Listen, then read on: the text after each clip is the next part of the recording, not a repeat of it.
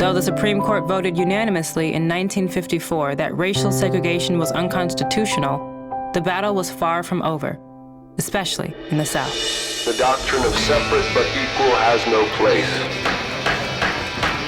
I shall continue unrelentlessly on this course.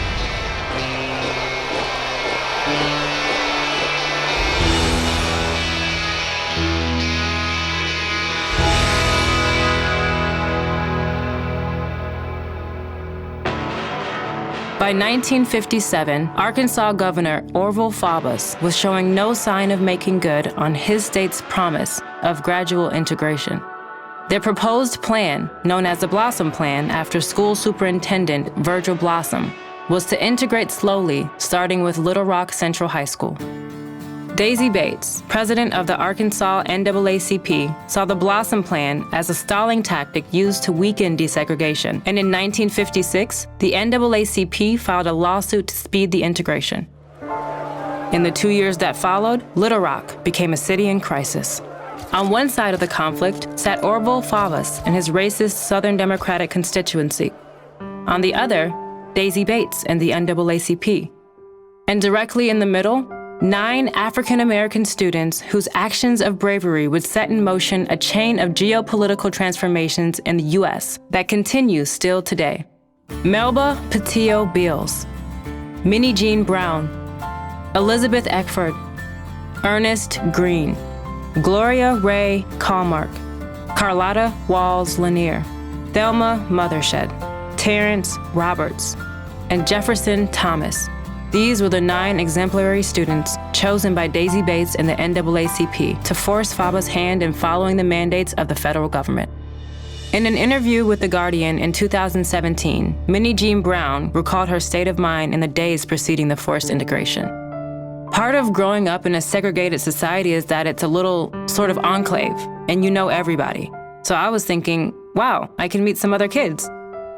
But on September 4th, 1957, the Little Rock Nine were greeted by a sea of segregationists as they began their slow walk to the entrance of Little Rock Central High School. They moved closer and closer. Somebody started yelling. I tried to see a friendly face somewhere in the crowd, someone who maybe could help. I looked into the face of an old woman, and it seemed a kind face. But when I looked at her again, she spat on me. Elizabeth Eckford. In a radical effort to stop the students from entering the school, Governor Faubus deployed the Arkansas National Guard to blockade the entrance. The image of soldiers standing face to face with 9 defenseless high school students shocked the country. 20 days later, on September 24, 1957, President Dwight D. Eisenhower ordered the 101st Airborne Division to Little Rock to escort the students, and then federalized the Arkansas National Guard out of Faubus' control. The long, treacherous walk of the Little Rock Nine ultimately ended in a victory for the NAACP, the integrity of the U.S. Constitution, and Black students throughout the South that for all of American history had been subjected to deplorable limitations in their pursuit of education.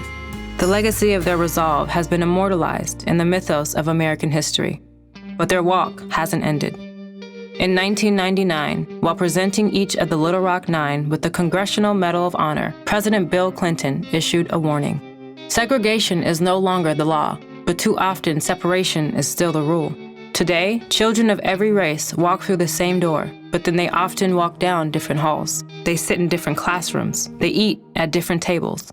They even sit in different parts of the bleachers at the football game. Though Faubus is gone, his vile notions of inequity persist in our education system still today. It is the role of the current generation to continue the walk of the Little Rock Nine, to shoulder that same cross boldly through the valley of shadows,